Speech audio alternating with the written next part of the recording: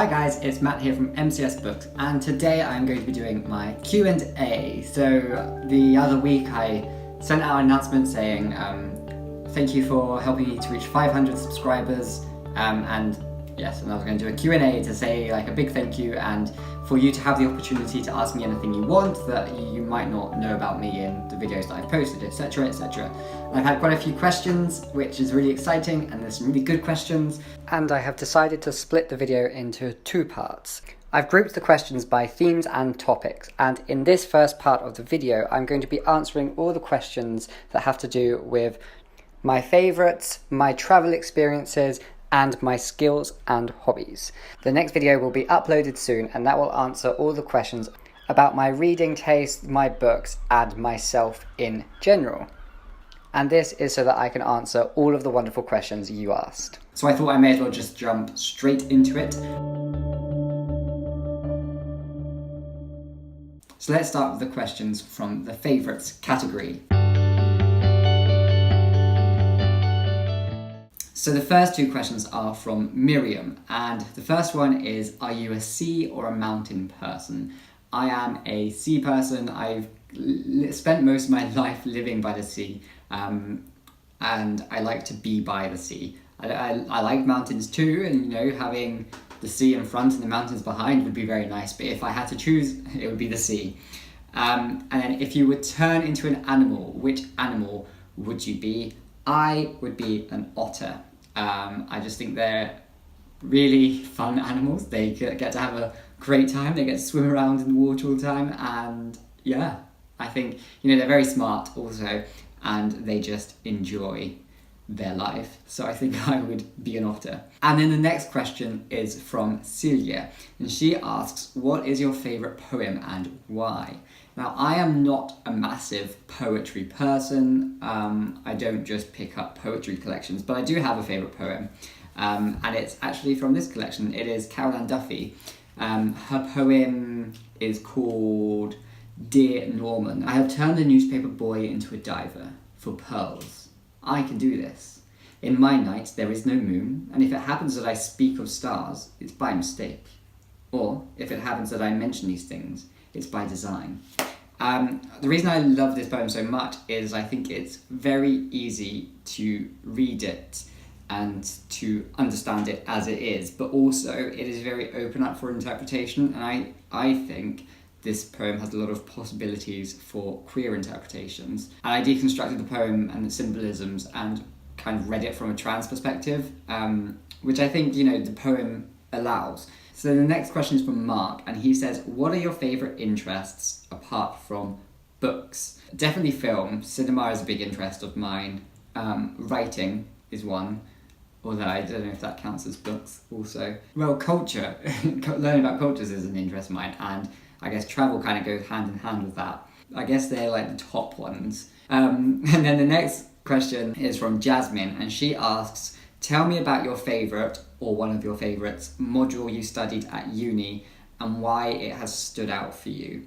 So now I did my undergrad, I graduated from my undergrad 5 years ago, and then my favourite module was probably political cinemas. Every week we learned about a different kind of political cinema, so like animal advocacy films, working class films, etc. And every week was different, and then we got to choose one sort of political area that we were interested in and then analyse films from that kind of perspective, and we learned lots of different tools for each week to understand the films and their meanings and everything. And I enjoyed it because I liked being able to choose, and then I ultimately went down, we had a list of questions that we had to, or they weren't really questions, we had a text, I guess, that reflected one of the political agendas, and we had to use that text and analyse films. So I took Laura Mulvey's text on the male gaze and feminism within cinema, and to discuss feminism as a political movement within cinema. And then I actually applied it to the films of Pedro Almodovar and how his films encompass a lot of different political aspects, but I was able to use that one to kind of focus on the role of female and other gender identities within his films. So that was really interesting. I enjoyed that. And then for my masters, I think my favourite module was a very short module in which I can't remember what it was called actually, I think it was like theories for cultural analysis or something. But each week, again, we looked at a different theory, or a few different theories each week, and then we had to apply them to like certain different things, and then at the end we could choose which theory we wanted to use and apply it to a phenomena that we chose. The phenomenon that I chose was the Latin American Film Festival in Malmö, and I analysed it, I analysed it from the perspective of it as a commodified space. So that was very interesting, and I really enjoyed that. So obviously you can tell that my favourite modules are the ones that give you lots of different tools and then kind of give you the freedom to choose which tools to use and how to use them. So if anyone is designing a curriculum, that's something you could bear in mind. Next question, Sophie asks, what's your music taste like? My music taste is awful. I don't really have much of a music taste. I'm not a big music listener. If I'm on Spotify, I'll put on some Latin American top 10 hits, or I'll play like the Steven Universe soundtrack. I do like film soundtracks. That's one thing of my music taste, and the rest I guess is just like trashy pop, particularly Disney Channel pop and Disney music in general. Yeah, I'm down for that. They make me happy. Next two questions are from Laura, and Laura asks, what is my favourite place in Devon? Now I haven't explored the whole of Devon because it's quite big. It's a big county. And so there are places that I think could be my favourites that I haven't been to yet, like Clovelly, which is up in the north, and well, most of the north coast actually I haven't been to. But my favourite place that I have been so far, I think, is probably Totnes. I really love it. It just has such a great atmosphere. It is like a truly independent town. I don't think they have any chain shops on their high street or anything. And it's a very artistic town. And Dartington is just outside, which is a massive like sort of arts centre and college and everything. So it's a wonderful place and definitely up my street. And if you go to Devon, you should go to Totnes. The second question is, what's the film you've seen the most times? Brackets, your comfort film. That's a tough one. I'm not entirely sure. It would have to be an animated film and probably a Disney Pixar film, most likely. All of them, but actually even the older Disney films, all of them I've seen multiple times. Pan's Labyrinth I can watch over and over again and enjoy. I can also watch The Skin I Live In by Almodovar over and over again. But again, those aren't really comforting films. Okay, so they are all the questions for my favourites. Now the next topic is travel. The first three questions are from Miriam. And Miriam says, the first one, what's the most unique place you visited abroad? That's tough because I've been to a lot of different places. I think the most unique experience perhaps would be in Cambodia. We were travelling from Phnom Penh to Siem Reap, and we like to cut the journey down. We stopped halfway, well not really halfway. We stopped at Battambang, which is just a little bit south of Siem Reap, and we kind of went there without a clue of what to do. So we got off the coach, all of the tuk-tuk drivers kind of like hassling you to get by their services. One of them, I don't know why we chose this one, but he just seemed very nice, he seemed very friendly, he was quite young, he was like our age.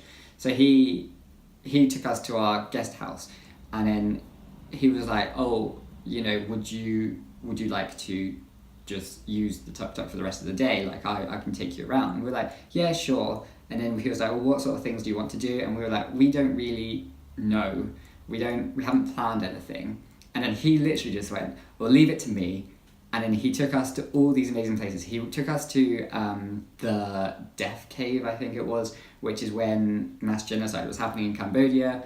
They just threw the people and the bodies down into this cave. And it was a very like touching thing because his grandpa had died there, so he was able to kind of give like his family's account of that experience, and then he kind of took us. It wasn't a train, but it was like a little. It was kind of like it was a train track, and then you kind of go on like a thing, and it just zooms you down, and you go really fast. And it's all fun and everything. He took us there, and then he took us to like a circus in the middle of nowhere, which was incredible, and it was like an arts sort of centre that had a circus also, and they just trained like children from otherwise marginalised groups, and train them in circus arts or other arts and stuff, and you could go and you could support them and you could support this training for the children, and it was just an amazing trip, an amazing time. And Battambang is actually just a really cool town, so if you do go to Cambodia, definitely go there. Miriam's next question is, what's a city you want to visit? I guess probably top of my list is Milan, because that's where Davide is from, and I haven't been to Milan. And I know for a fact that he has lots that he wants to show me there and around there and everything, so that would probably be one. Another one I want to really go to is Porto in Portugal, and yeah, so those kind of ones. And then Miriam's last question is, what's your favourite food from your country and from abroad? Favourite food from my country is probably Yorkshire puddings, but along with like the whole Sunday roast, with a nut roast, I just love it. It's like one of my favourite meals, hands down. Favourite food from abroad, one of my favourite foods that I actually missed a lot is from Hong Kong. There's a restaurant, I cannot remember for the life of me the name, but it's something Samgor something, and they do soup noodles, like Yunnan style noodles, and they have like a sweet and spicy soup broth that just was amazing. You could have the rice noodles inside with bean sprouts and tofu puffs and pickled cabbage, and oh my god, it was amazing. And I had one like literally just around the corner from where I lived, and I used to go there at least once a week, and I miss it so much. The next question comes from Celia, and she asks, if you could go anywhere in time and space, where would you go and why? So I would probably go to the Café de Flore in Paris during, like, in between the wars, when it kind of like became this hub for artists and the surrealist movement, and then also writers, and later on like the existentialists and everything, and just experience and live that kind of lifestyle. It definitely captures my imagination, and I definitely just want to meet all of these people and yeah, just sit in a cafe with them and drink coffee. So the next question comes from Ashley, and she says, how many places outside of the UK have you travelled to? I don't really keep count, but I remember I posted on Instagram like a year or so ago, somebody asked me the same question, and I had kind of figured it out, and I think it's about approximately 20 countries that I've been to outside of the UK. That's countries specifically. If it's places like towns or cities within countries, then it'd be more, but yeah, approximately 20 countries. And then the last question comes from Wilson, and he says, have you ever been to Edinburgh? And yes, I have. Edinburgh is, I think, it is my favourite. It's my favourite city in the UK. I love Edinburgh. It is amazing, it is wonderful. I may be a bit biased because my experience of Edinburgh is only during the Fringe Festival. I was very lucky enough being at the University in York and having a lot of friends in drama groups to go up to Edinburgh for the Fringe Festival and experience that, and it was just, the atmosphere is amazing. I love it. And also Edinburgh feels a lot like York feels, but Edinburgh is bigger, whereas York is quite small and insular.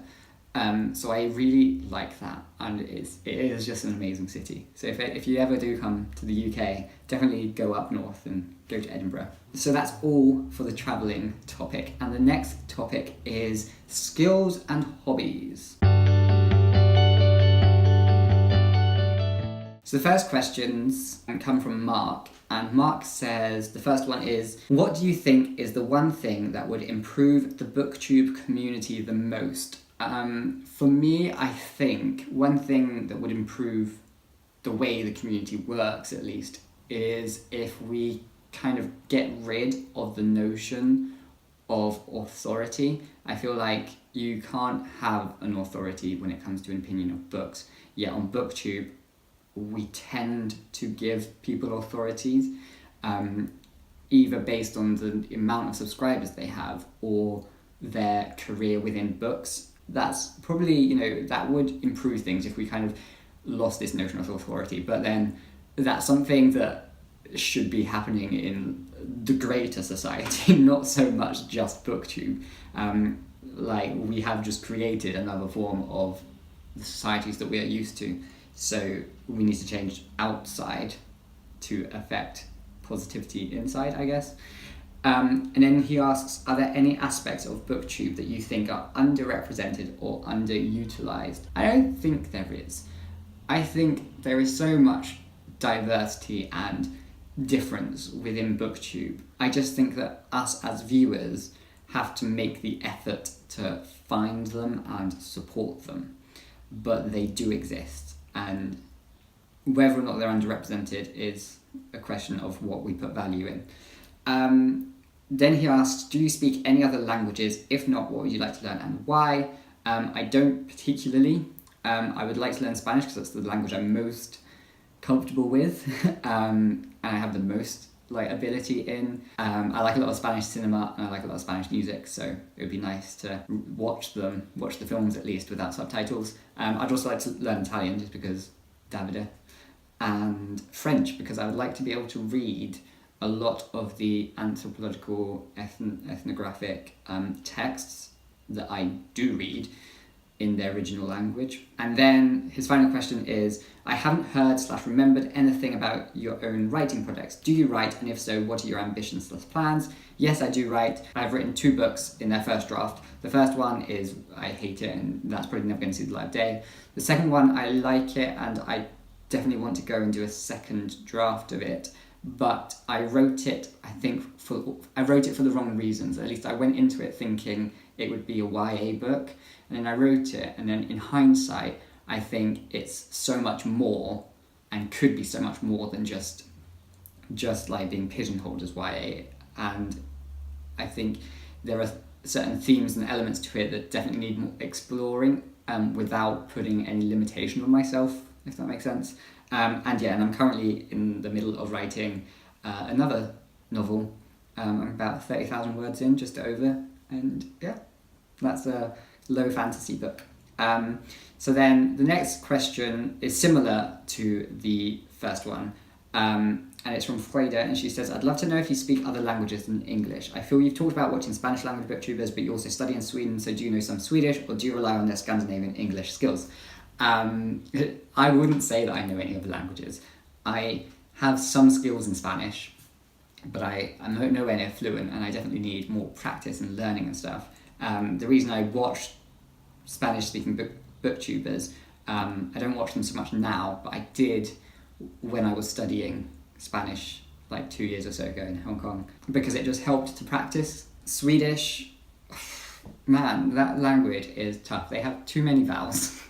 That's my issue. And I wouldn't say I so much relied on their Scandinavian English. I would say it's safe to say that the majority of Scandinavian countries have a very strong skill in English language. But it was an international masters, so everyone was speaking English. And because we arrived, or the international students arrived a week or so before all the home students did, so you make your friends with the international students. You're using English then too, because everyone's international. It's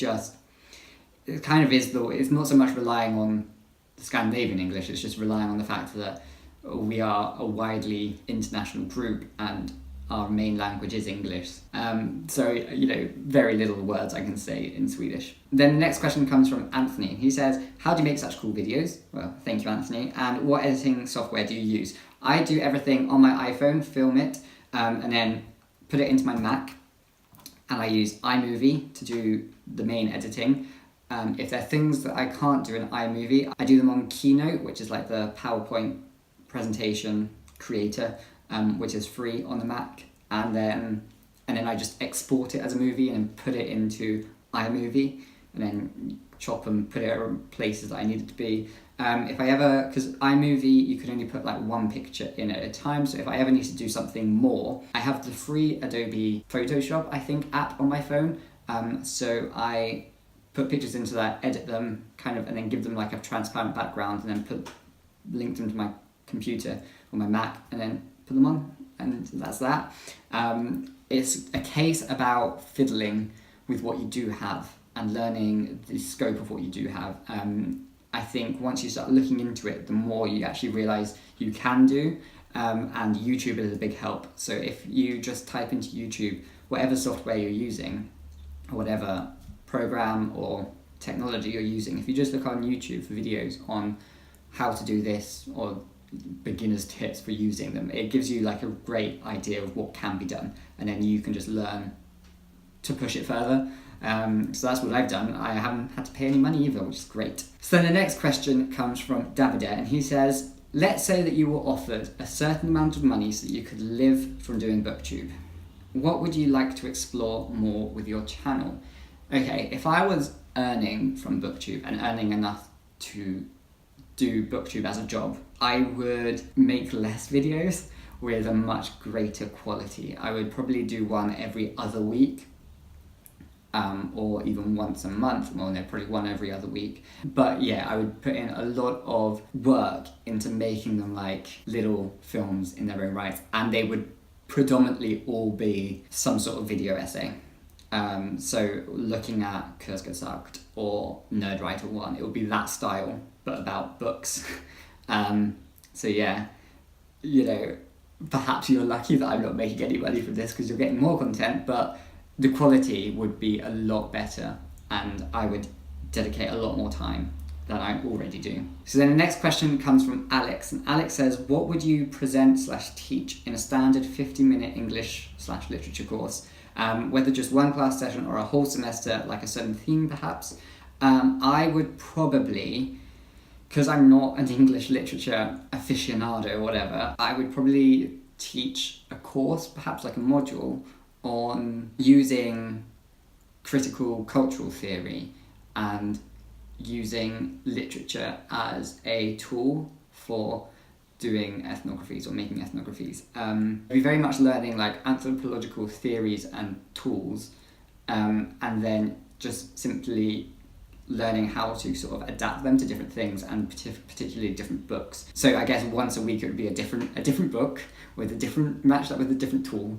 And then, you know, in like a seminar you'd have to present, I guess, about how you used that theory from that book, and then what you can learn about a culture or a society from that book, and then at the end you'll be able to choose which theory you want to use, and then you can choose your own book, and then you can make a essay about it. That would probably be what I would teach if I were to teach a module. Okay, and then the last question in this topic comes from Vendi, and she says, where / how do you find the balance between reading for pleasure / escapism and reading critically? I don't feel that when I'm reading a book, I don't feel I'm as critical. I don't feel like I'm reading it critically. I feel like I'm reading it to enjoy it. And then I'm just assessing why I'm feeling the way I am feeling. So if I'm liking a book, I'll be like, well, why am I liking it? What is actually good about it? And if I don't like a book, then why don't I like it? And what is going wrong? But I think, you know, I also get pleasure out of doing that and thinking critically. So I'm not sure if I do balance them or if they are just the same for me, at least. But I guess with fantasy, at least, it's a lot easier to just escape, because I don't go into a fantasy expecting it to be like very allegorical or very meaningful to a specific topic or theme. I just expect to like see magic and enjoy that. So perhaps maybe when I read fantasy, I'm not as critical. So that's all for the skills and hobbies section. So thank you for watching. I hope you enjoyed it. If you did, you can always give me a thumbs up. As always, you are more than welcome to subscribe, and I'll see you next time for another video.